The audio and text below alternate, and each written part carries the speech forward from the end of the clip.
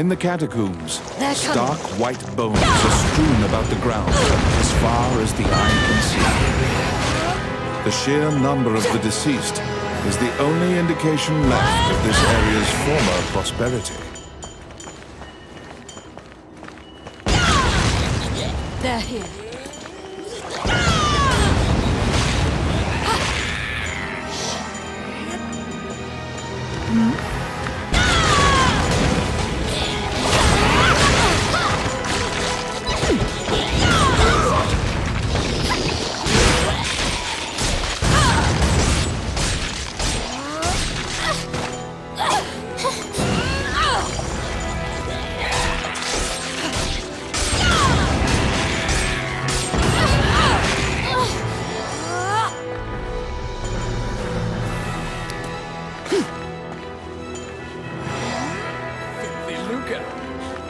Yes. Oh, yeah.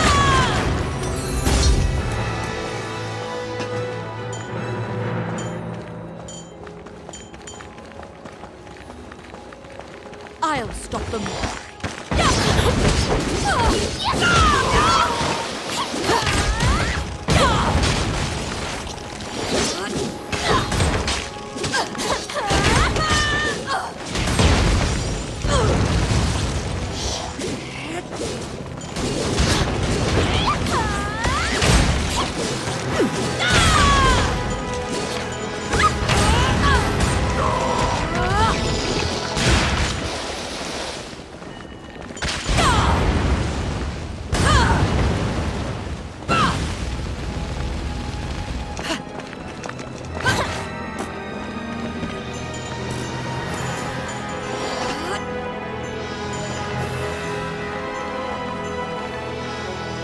A strange knight stumbles out of the darkness towards you.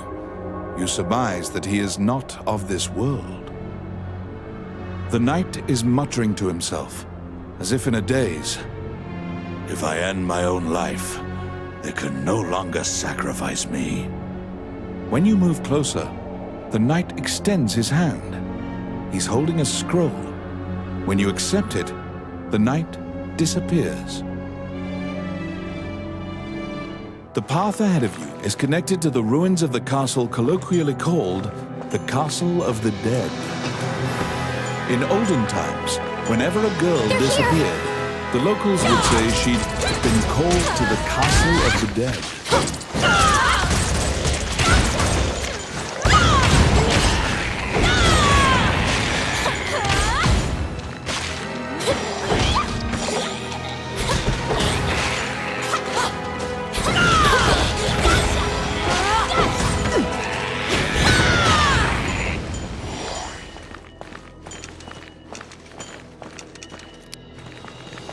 I got it. Simple.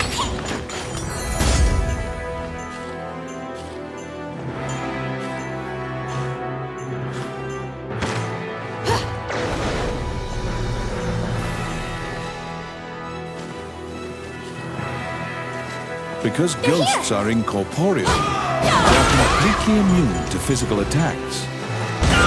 Their weakness is light. Torchlight will drive them off.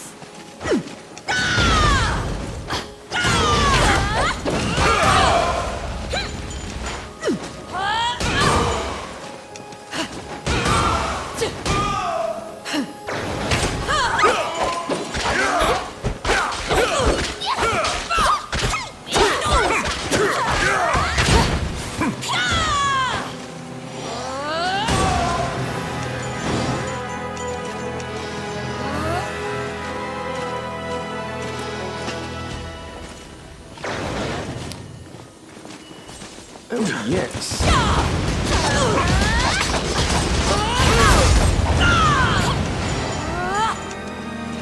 Oh, my. It's my turn.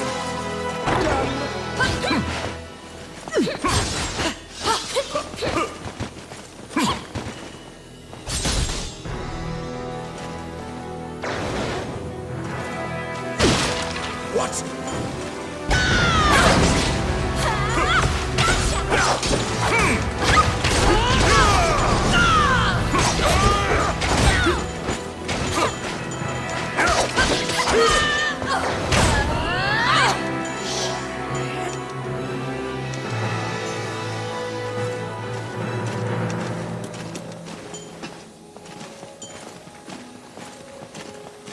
they're here.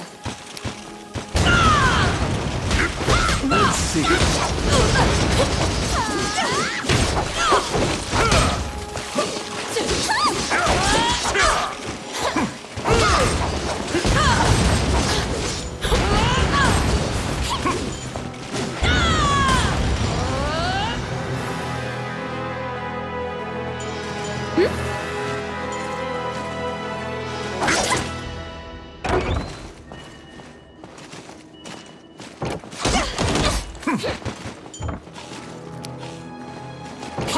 Yes.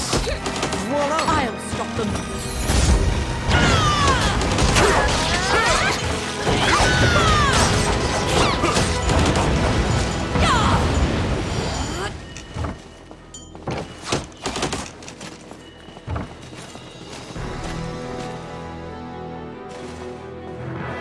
What?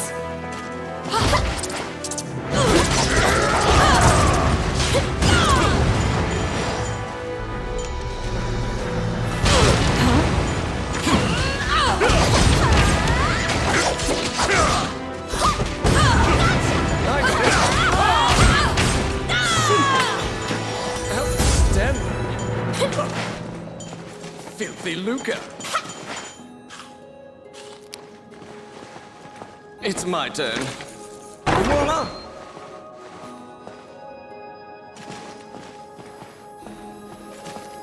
The vampire smirks and flies away. You saved a village girl. You must protect her now.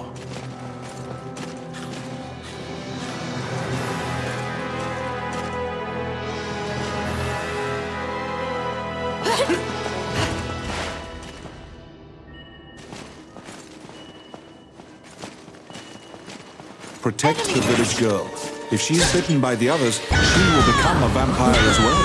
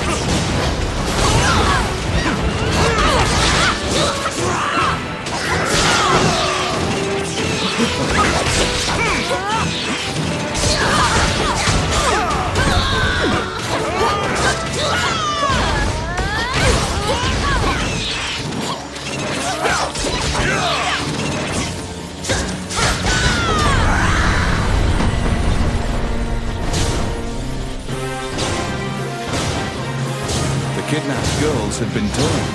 They are now vampires, attacking other people. You utter a silent prayer, hoping that you have slain the last vampire, and leave the ruins.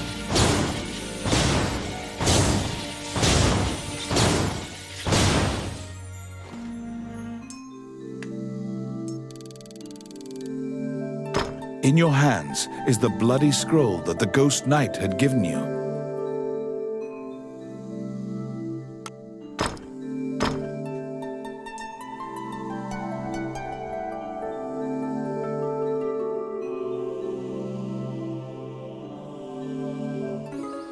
You have unraveled the mystery of the village girls' disappearances. Obtain your reward at the guild.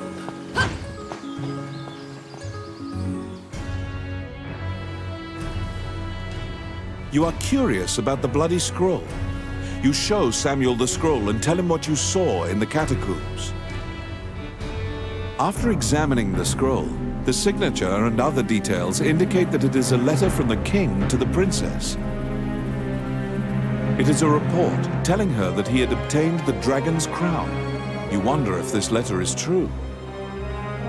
You can't deny that the ghost was clad in mail that was eerily similar to the king's armor, so perhaps this is true. The king's death will profoundly affect the kingdom and neighboring lands. Samuel orders you to report it to the castle. You're back. Stop! Immediately, you are overwhelmed by guards and thrown into the castle jail, charged for a crime you did not commit. This is a common fate for people who hold a royal secret.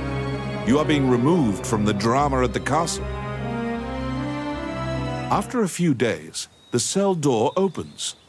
Once your eyes grow reacclimated to light, you see Count Dean standing before you. He unshackles your ankles and explains the situation to you. The Prime Minister had been jailing all of Dean's allies. As expected, Gustav was working for Bolga. He used a magical necklace to control the princess and influence Heidland. Once Dean got Princess Vivian to safety and confronted the Prime Minister, Gustav fled with a ship full of treasure.